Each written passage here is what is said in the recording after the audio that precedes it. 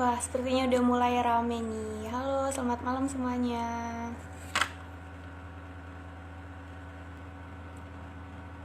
Mau nginfoin lagi buat teman-teman, sekarang ini adalah sesi sharing gigi sehat senyum hebat sesi ketiga dengan topik tips and trik menjaga kesehatan gigi dan mulut di masa pandemi. Nah, nanti bakalan ada narasumber yang sangat keren dan juga sangat berkompeten, yaitu Dr. Catherine. Nah, sepertinya Dr. Catherine sudah bergabung nih teman-teman. Oke, kita undang Dr. Catherine ya. Halo, selamat malam dokter. Oke, halo semuanya. Selamat malam. Suara saya cukup jelas? Jelas dokter. Oke, Bagaimana kabarnya dokter? luar biasa. Terima kasih Oke, semuanya sudah datang. izinkan saya untuk memperkenalkan diri terlebih dahulu ya dokter. Ya, Oke, perkenalkan saya Yusrina Dirayati, biasa dipanggil Dira, dan saya selaku moderator yang akan menemani Dokter Catherine dalam sesi sharing gigi sehat senyum hebat pada malam hari ini. Oke. Sebelumnya izinkan saya untuk membacakan CV dari Dokter Catherine terlebih dahulu. Oke. Katrina Dia, dokter gigi spesialis prostodontia, lahir pada tanggal 22 Februari 1986. Saat ini menjadi dosen pengajar sebagai Head of Prostodontic Department University Hang Tuah Surabaya Dental School. Beliau pernah menempuh pendidikan pada tahun 2004 sampai 2009 di Dentistry Faculty Airlangga University Surabaya, kemudian melanjutkan pada tahun 2010 sampai 2013 Postgraduate Program in Prosthodontic Dentistry Faculty Airlangga University Surabaya. Nah, Dr. Catherine ini juga memiliki banyak sekali pengalaman mengikuti pendidikan dan pelatihan. Salah satunya pada tahun 2021, Prosthodontic Treatment of TMD, Symptom Treatment and Prevention, Hands-on Participant Updating in Fixed Dental Prosthesis di Surabaya. Dan beliau juga pernah menjadi pembicara dan mendapatkan award, salah satunya pada tahun 2022, Hands-on Instructor, Professional and Excellent Dental Medicine, Replace Veneer Technique. Dan beliau juga sangat aktif berorganisasi, teman-teman, sebagai member of IPROSI Surabaya atau Indonesian Prosthodontic Society, member of PDGI Surabaya, Persatuan Dokter Gigi Indonesia, member of EADR International Association for Dental Research, dan Implant Center Tim Dentistry Faculty Universitas Hang Tuah Surabaya. Wah, sangat keren sekali nih teman-teman narasumber kita pada malam hari ini. Sangat berkompeten sekali. Oke dokter, sebelumnya saya izin bertanya kesibukan dokter Catherine akhir-akhir ini apa ya dokter? waduh, kesibukannya sibuk banget ya. Sebagai dosen, terus juga masih praktek juga ya. Jadi benar-benar ngatur waktunya lumayan menyita waktu sih. Tapi ya nggak apa-apa. Dengan anak-anak yang semangat kayak kalian jadi ikut semangat ini Iya. mengajar. Itu sih Dira. Oke, jadi dokter Catherine ini selain menjadi dosen juga membuka klinik ya dokter, praktek. Iya, betul. Membuka klinik. Yes. Kapan-kapan boleh main. Oh iya boleh dokter. Iya, mungkin langsung aja dokter bisa untuk pemaparan materinya. Ya, Silakan dokter. oke, terima kasih Dira. Salam kenal. Salam kenal juga semuanya yang datang hari ini. Mungkin ada yang mahasiswa Hang Tua juga ya banyak. Cuman nggak kelihatan wajahnya, jadi nggak tahu yang mana ini. Oke, jadi ini topiknya dari panitia ya malam hari ini tuh tentang tips and trick menjaga kesehatan gigi dan mulut selama pandemi. Oke, di sini mungkin kita lebih ke sharing-sharing aja ya. Jadi sebenarnya yang perlu dibicarakan ini awalnya adalah mindset kita dulu. Jadi mindsetnya bahwa menjaga kesehatan gigi dan mulut itu harus rutin, bukan cuman sekedar pada saat sakit, pada saat ada keluhan, saat giginya bengkak, terus baru berbondong-bondong ke dokter gigi. Kalau seperti itu nantinya ke dokter gigi itu akan dianggap sebagai suatu kegiatan yang menyakitkan, yang terpaksa, yang nggak menyenangkan. Padahal kan enggak ya, pengalaman ke dokter gigi itu adalah hal yang penting juga. Kalau kemarin yang di sesi sharing yang kedua kemarin kan dokter gigi anak juga ya, harus sedini mungkin ke dokter gigi, betul juga. Supaya pada saat ke dokter gigi yang diterima oleh pasien, oleh anak, itu adalah suatu hal yang menyenangkan. Jadi jangan nunggu sakit, jangan nunggu bengkak, jangan nunggu ada keluhan, baru kita ke dokter gigi. Ya, seperti pepatah bilang, kalau kita mencegah itu lebih baik daripada mengobati. Dengan menjaga kesehatan gigi dan mulutnya itu tetap prima, akhirnya nanti kita kan nggak perlu ke dokter gigi juga ya.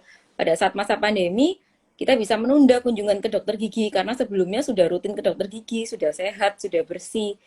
Apalagi pas di tahun 2020 ya, kemarin itu kan yang parah-parahnya COVID, awal COVID, terus juga vaksin belum ada juga, kan memang banyak sekali keterbatasan kami sebagai dokter gigi juga. Nah, kalau seperti itu, kalau kita sudah rutin sebelumnya ke dokter gigi, saya yakin pada saat pandemi pun kita nggak ke dokter gigi itu nggak masalah, karena kita sudah sehat. Kalau misalnya perlu pun ke dokter gigi, bisa dengan cara teledentistry. Jadi, kalau ada keluhan, kita WA aja dokternya, ini gimana ya dok, keluhannya, sampaikan keluhannya apa. Tapi ya kalau teledentistry memang arahnya cuman ke simptomatis aja ya, cuman memberikan tindakan yang paling dasar aja. Jadi obat-obatan, tapi bukan mengatasi masalahnya. Kalau ke dokter gigi tentu kita dapatnya lebih banyak karena akan diperiksa penyebab penyakitnya yang mana. Kalau teledentistry biasanya cuma untuk meredakan sakitnya saja. Tuh. Jadi menurut saya sih kalau tips and triknya ini nggak ada yang khusus. Seperti yang kita lakukan sehari-hari aja, sama seperti kita tiap hari mandi, begitu pula dengan sikat gigi. Setiap hari juga kita lakukan supaya kesehatan gigi dan mulut kita lebih baik lagi. Terus lebih ke arah kesadaran diri sendiri juga ya, bahwa menjaga kesehatan gigi dan mulut itu sama pentingnya dengan menjaga kesehatan badan. Jadi jangan menganggap, oh pokoknya badanku sehat dok, kalau giginya sakit ya nggak apa-apa lah, nanti aja bisa ditunda. Jangan seperti itu mindsetnya. Itu sih Dira. Oke, jadi kita ini lebih baik mencegah ya dokter daripada Betul. mengobati. Pada saat pandemi seperti ini kita harus lebih ekstra lagi untuk menjaga kebersihan dan kesehatan gigi dan mulut kita. Ya, betul banget. Kemudian saya izin bertanya lagi, uh, di masa pandemi ini kan kita terbatas untuk pergi ke dokter gigi untuk Mm-mm. kontrol. Nah, bagaimana jika ada seseorang dengan kondisi rongga mulut, misal banyak karang giginya? Nah, itu apa yang bisa dilakukan oleh seseorang tersebut untuk mengatasinya, dokter? Oke, oke. Banyak karang giginya. Sebenarnya karang gigi ini bukan suatu hal yang terlalu itu ya, krusial ya sebenarnya. Karena kita setiap hari pun dalam kondisi yang sehat pun pasti kita ada karang giginya ya. Kalau tindakan ke dokter gigi selama masa pandemi memang yang disarankan adalah tindakan-tindakan yang krusial. Artinya yang memang bengkak, yang memang sakit sekali, itu yang dianjurkan wajib ke dokter gigi. Tapi kalau tindakan seperti pembersihan karang gigi yang sifatnya hanya maintenance oral hygiene saja, saya rasa hal tersebut bisa ditunda selama masa pandemi. Tapi itu pandeminya yang kemarin tahun 2020, 2021 ya. Kalau sekarang 2022 saya rasa sudah cukup teratasi ya setelah kita vaksin-vaksin itu kondisi kurvanya juga sudah baik.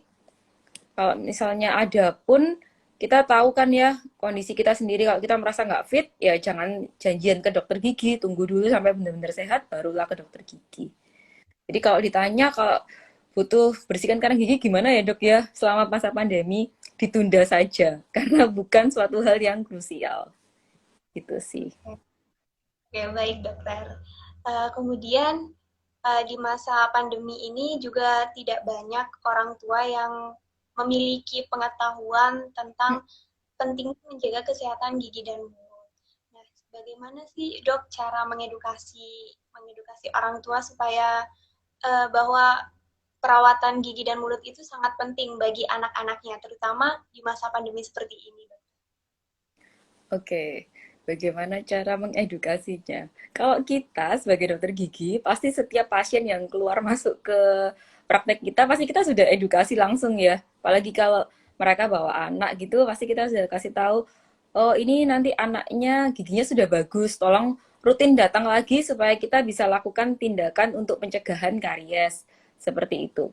Kalau misalnya kalian sebagai mahasiswa pun sebenarnya bisa berperan juga loh. Kasih tahu ke teman-temannya yang terdekat, ke keluarganya, ke orang tuanya. Bisa juga ambil bagian. Jadi bukan harus dokter gigi aja yang kasih edukasi ke masyarakat, ke orang tua, tapi juga bisa dari kita, mahasiswa juga bisa juga. Terus saya rasa sekarang orang tua sudah cukup pintar ya, sudah cukup aware juga, gadget friendly, mereka pasti sering scrolling-scrolling Instagram, dokter-dokter gigi yang kasih edukasi saya rasa banyak sekali ya di medsos, di YouTube, di Instagram, semuanya kita bisa temukan dengan gampang.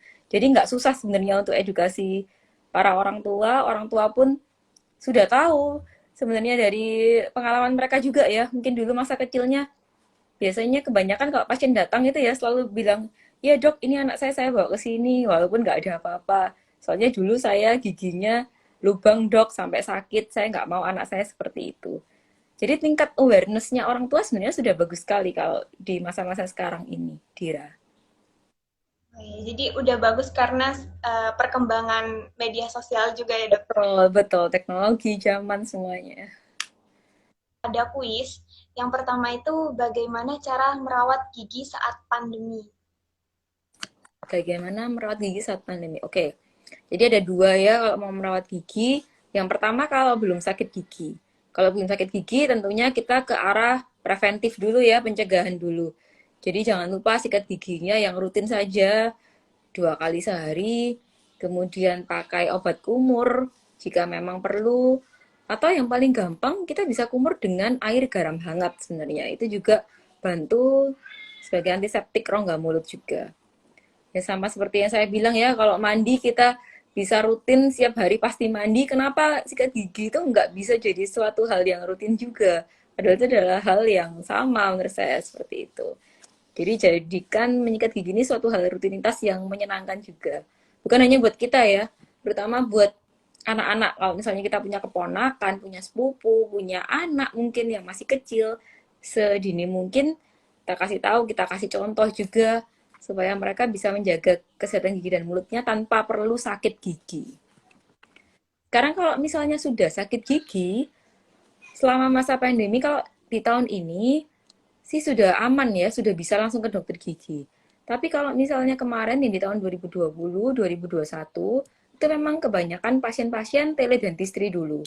Jadi konsultasi online, mereka tanya lewat WA gitu, terus saya biasanya minta fotonya dulu bagaimana, nanti saya akan bantu sebisa mungkin supaya pasiennya jadi nyaman, jadi nggak ada keluhan lagi, sakitnya hilang. Tapi sekali lagi cuma simptomatis.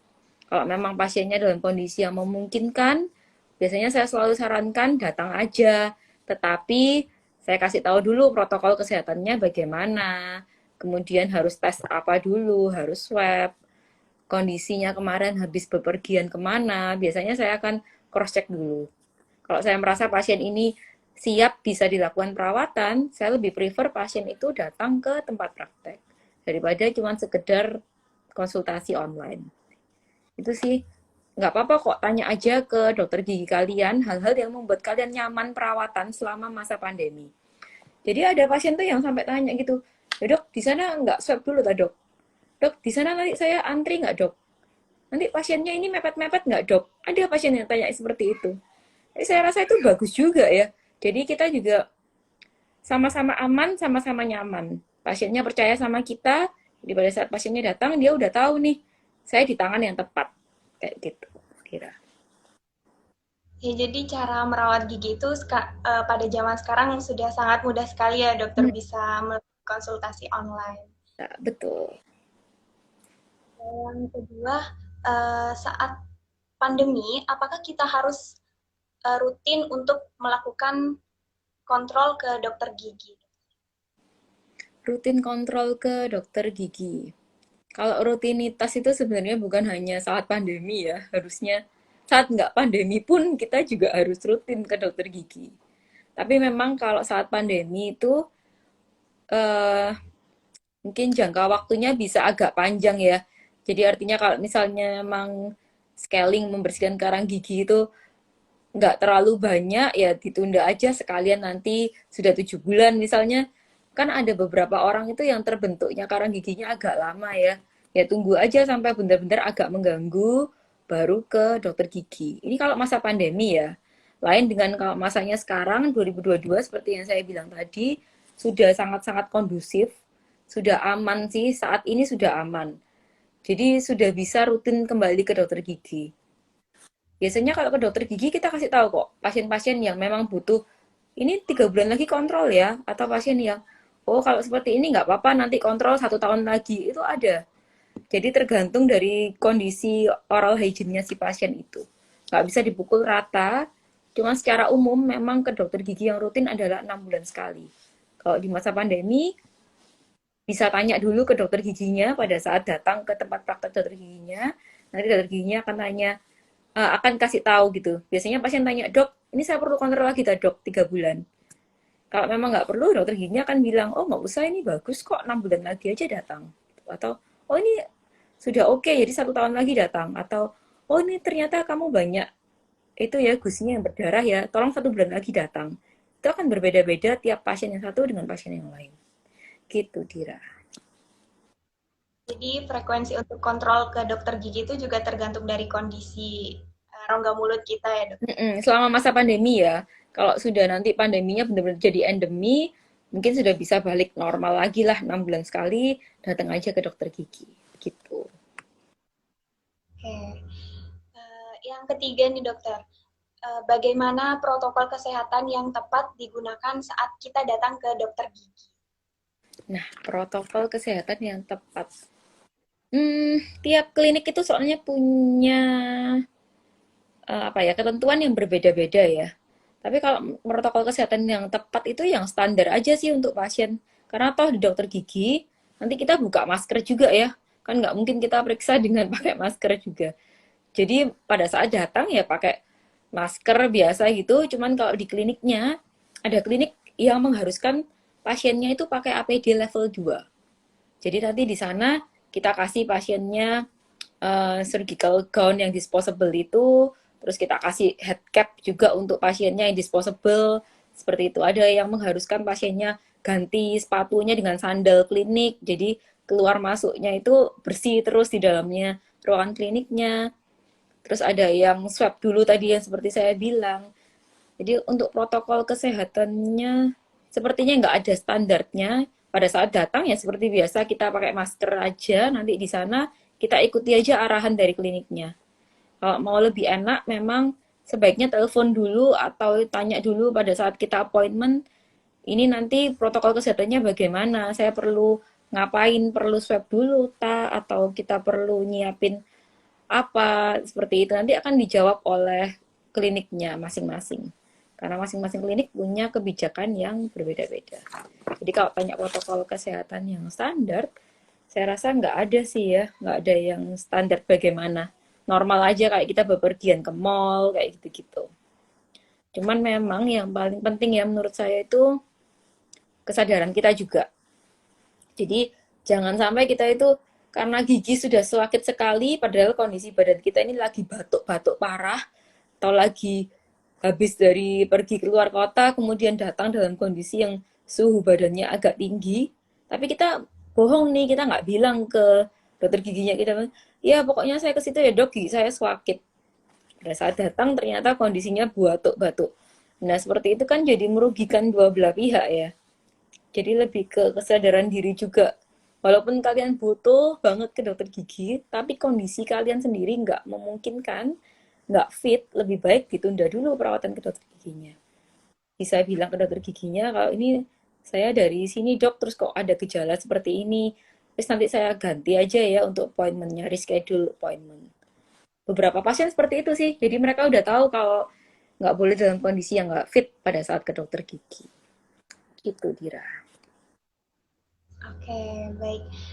Sepertinya ini penontonnya udah pada antusias nih dokter, banyak sekali yang bertanya. Oke. Kita bacakan ya dokter.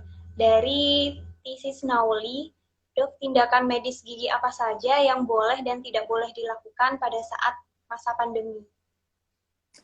Yang boleh tindakan medis ini di kedokteran gigi ya, yang boleh dilakukan dan tidak boleh dilakukan. Hmm, semuanya bisa dilakukan sih ya. Kalau di sekarang ini, di tahun 2022 ini tadi seperti saya bilang sudah kondusif ya. Jadi mau operasi gigi, mau bersihkan karang gigi, semuanya sudah bisa. Di dokter gigi ya, bukan yang di misalnya tadi kayak di tukang gigi dan sebagainya gitu, saya nggak ngerti ya. Tapi kalau di dokter gigi, semua tindakan itu sudah bisa dilakukan. Soalnya seperti yang tadi saya bilang, protokol kesehatan kami juga sudah ketat sekali. Misalnya kita mau bersihkan karang gigi, kita pakai suction juga itu yang suctionnya di ekstra oral itu ya supaya nggak terjadi percikan-percikan dari pasien ke dokter giginya. Kemudian kami juga pakai perlindungan dirinya kan sudah yang level 3 ya, sudah dengan face shield, head cap dan sebagainya itu. Yang seperti kalian lihat-lihat kalau di Instagram di medsos itu ya, kita pakai baju seperti itu, baju astronot sekali. Jadi kalau tanya ada yang nggak boleh nggak dilakukan dok, semuanya boleh. Asal kliniknya oke, dia punya fasilitas itu, dan pasiennya juga dalam kondisi yang fit, semua tindakan di kedokteran gigi aman dilakukan selama pandemi ini. Itu Dira. Oke, baik. Terima kasih dokter atas jawabannya. Terima kasih. Kemudian dari Rusli.Kevin. Dok, sekarang sering bleaching, apakah fungsinya dan bisa diulang berapa lama lagi, dokter? Oke. Kalau bleaching itu tindakan itu ya pemutihan gigi. Kalau fungsinya apa ya? Fungsinya untuk mencerahkan gigi. Bukan memutihkan yang sampai putih tembok ya, tapi mencerahkan. Kalau misalnya pasiennya ini giginya dalam kondisi yang kuning sekali, dengan pasien yang datang ke kita kondisi giginya tidak terlalu kuning, tentu nanti hasil akhirnya juga berbeda. Pasien yang giginya tidak terlalu kuning nanti hasilnya jadi jauh lebih putih dibandingkan dengan pasien yang datang sudah dengan kondisi dia perokok berat misalnya ya sampai kuning sekali giginya, mungkin naiknya nanti naik tingkat warna kecerahannya nggak terlalu banyak. Jadi beda-beda seperti itu. Kalau bisa diulangnya kapan? Rata-rata kalau di bleaching itu bisa 1 tahun ya bertahannya rata-rata. Tapi dipengaruhi juga oleh kebiasaan sehari-hari. Jadi misalnya pasiennya tadi itu perokok atau enggak. Pasiennya suka makan makanan yang berwarna, misalnya kayak minum Coca-Cola, makan soto, rawon, seperti itu. Kenapa? Karena saat bleaching, itu kan lapisan terluar gigi kita namanya enamel ya. Itu ada porositasnya kecil-kecil gitu, ada lubang-lubangnya. Ya pada saat kita bleaching itu kita kasih aplikasi obat, obatnya itu bertujuan untuk buka si lubang-lubang kecilnya di enamel gigi kita.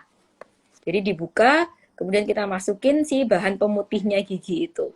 Akhirnya giginya jadi lebih cerah berapa tingkat, nanti ditunjukkan sama dokter giginya sebelumnya dan sesudahnya.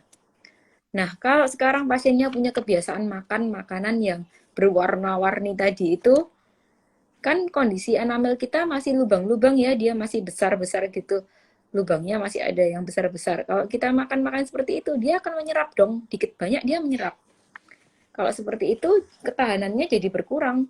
Mungkin 6 bulan sudah warnanya kok agak turun ya dok. Waktu dari dokter, bagus banget, putih banget dok. Setelah itu, 6 bulan kemudian sudah agak turun. Ada pasien yang kebiasaan hidup sehat, dia minumnya cuma air putih, jarang minum yang berwarna seperti itu, bertahannya bisa setahun, bisa setahun lebih mungkin. Seperti itu dia. Oke, jadi bleaching itu sendiri sebenarnya fungsinya hanya untuk mencerahkan ya dokter, Mencerah, bukan betul. ya. Dan frekuensi untuk diulangnya lagi itu uh, minimal 1 tahun sekali, tergantung dari beberapa faktor juga. Iya, betul. Kalau di promosinya si bahan-bahan bleaching itu ya 1 tahun ya, cuman kalau di kenyataannya itu dipengaruhi oleh si pasiennya itu sendiri, kebiasaan pasiennya sehari-hari. Gitu, Dira. Oke, baik. Terima kasih dokter. Iya, thank you. Kemudian ada pertanyaan selanjutnya dari Vidya Ananda. Sebagai dokter gigi spesialis prosto, apakah ada perbedaan saat melakukan perawatan pada saat pandemi dan sebelum pandemi, dokter? Bagus banget pertanyaannya. Terima kasih, Vidya. sebelum pandemi dan sesudah pandemi.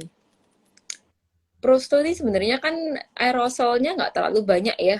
Percikan-percikan itu nggak terlalu banyak ya, karena kita tindakannya ke mencetak, terus tindakan laboratorium, bukan suatu tindakan yang membutuhkan pembatasan yang terlalu besar. Seperti operasi, terus scaling itu kan lumayan ya, itu tindakan penambalan gigi, itu tindakan-tindakan yang dulu resikonya lebih tinggi daripada kita kalau prostodontia. Jadi saya rasa sebelum pandemi dan sesudah pandemi ini nggak ada bedanya. Cuman bedanya ya memang pasien prosto itu kan kebanyakan sudah lanjut usia ya, kebanyakan bukan lanjut usia lah ya, sudah senior, sudah senior. Karena itu sudah 50 tahun ke atas. Kalau orang dengan 50 tahun ke atas pada masa pandemi kan lebih rawan nih. Mereka punya komorbid kan ya. Biasanya kalau seperti itu mereka akan menunda perawatan ke dokter giginya. Walaupun mereka butuh pembuatan gigi palsu, tapi mereka akan menunda dulu karena faktor resiko mereka untuk tertular selama pandemi itu tinggi. Kalau dulu sebelum pandemi mah kan aman ya, jadi datang-datang terus aja nggak masalah. Apalagi kalau perawatan prostodontia itu bukan perawatan yang seperti tambal, sekali datang selesai gitu kan nggak bisa. Kita berkali-kali datangnya rutin, kira-kira 3 bulan, 2 bulan, 3 bulan gitu, biasanya pasiennya datang terus kontrol ke kita.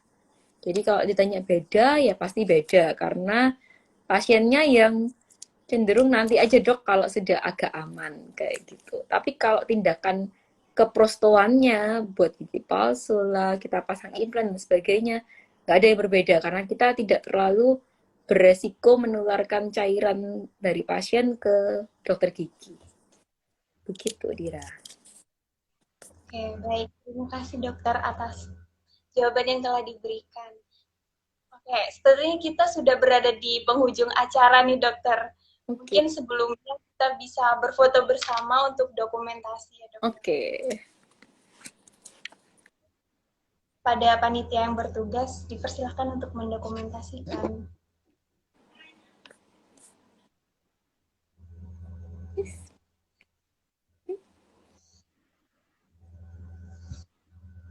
Baik, terima kasih dokter. Terima kasih semuanya yang sudah join, semoga bermanfaat. Terima kasih juga untuk FKG UHT untuk acaranya. Terima Thank kasih you. dokter atas yang telah diberikan. Ya, terima kasih banyak semuanya.